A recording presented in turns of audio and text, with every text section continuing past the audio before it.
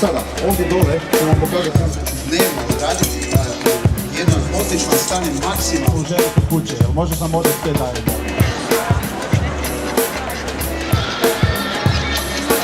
Ajmo štopati još na 3 minute.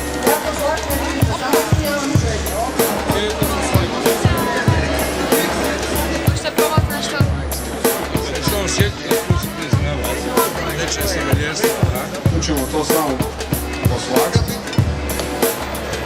I on izreducirano hlađe i to je to.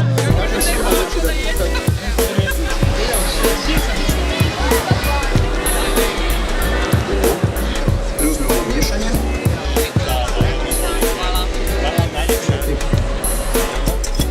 Bitno je da pašta ostavite možda. Pečnica je mrvicu slabija, pa ćemo je pojačati i produžiti još pečenje.